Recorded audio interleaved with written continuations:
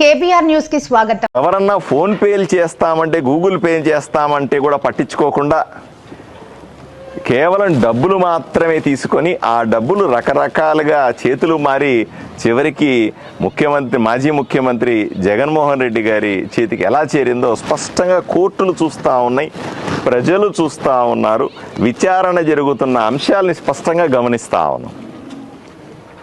ఇవన్నీ కాదని చెప్పి ఎవరిని మభ్యపెట్టడానికి దీంట్లో రాజకీయ కుట్ర ఉందని చెప్తున్నారు.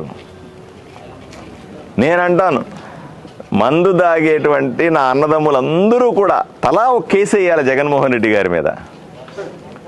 ఎందుకంటే వాళ్ళ ఆరోగ్యంతో ఆడుకున్నాడు కదా. వాళ్ళ ఆరోగ్యం ఈరోజు సర్వనాశ 5 సంవత్సరాల పాటు నాణ్యత లేని మద్యాన్ని తాగడం ద్వారా వీళ్ళందరూ కూడా ఎంత ఆరోగ్యాన్ని పాడు చేసుకుని ఉంటారు.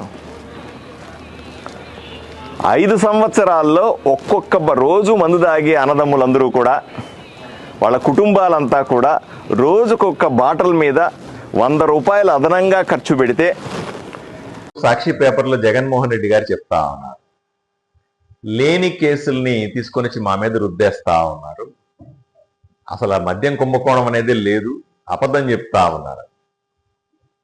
ఇది ఎక్కడదో నాకు నిజంగా అర్థం కాదు. గత 4-5 నెలలుగా వివిధ కోర్టుల్లో ఎంతో మంది బెయిల్ కోసం వేసినటువంటి పేపర్లలో కానీ లేకపోతే పోలీసు విచారణలో కానీ ప్రాథమిక ఆధారాలు ఉన్నాయి, వీళ్ళని అరెస్ట్ చేయండి అని చెప్పిన తర్వాతనే అరెస్టులు జరిగినాయి.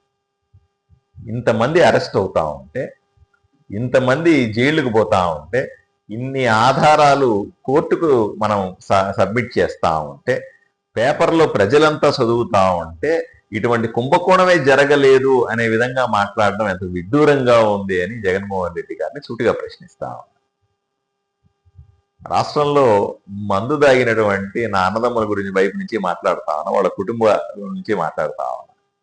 2019కి ముందు క్వార్టర్ బాటిల్ ధర ఎంత ఉండే, 2019 నుంచి 24 మధ్యలో క్వార్టర్ బాటిల్ ధర ఎంత ఉండే అంటే, రోజుకు ఒక బాటిల్ తాగితే బాటిల్ మీద 100 రూపాయలు అదనంగా ఇంట్లో నుంచి తీసుకెళ్ళిపోయింది. నిజం కాదా? ఏ మందు బాబుని అడిగినా రాష్ట్రంలో చెబుతారు కుంభకోణం జరిగిందా లేదా అన్న విషయం. అదేవిధంగా వాళ్ళ ఆరోగ్యం పరిస్థితి ఏంటి? 5 సంవత్సరాల పాటు వాళ్ళ ఆరోగ్యంతో ఆడుకున్నారు కదా. ఒక చీప్ లిక్కర్ని భయంకరంగా తయారు చేసి, బ్రాండ్ లేనటువంటి కొత్త బ్రాండ్ తయారు చేసి వాళ్ళ మీద రుద్ది వాళ్ళ ఆరోగ్యంతో చెలగాటం ఆడుకొని లక్షలాది కుటుంబాలని, కోట్లాది కుటుంబాలు కూడా ఉండొచ్చు, నాకు లెక్క తెలియదు, వాళ్ళందరినీ సర్వనాశనం చేసింది జగన్మోహన్ రెడ్డి గారి ప్రభుత్వం కదా.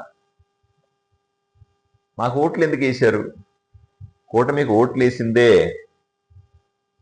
రాష్ట్రాన్ని బాగు చేసుకుంటామని, అలాగే తప్పు చేసిన వాళ్ళని కఠినంగా శిక్షిస్తామని కదా. ఏ కారణం చేత ప్రజలు మాకు ఓట్లు వేశారో అది 100% చేస్తాం మేము. ఈరోజు ఏమి జరగలేదని జగన్మోహన్ రెడ్డి గారు చెప్పినంత మాత్రాన ప్రజలు నమ్మడానికి సిద్ధంగా లేరు అని చెప్తాం.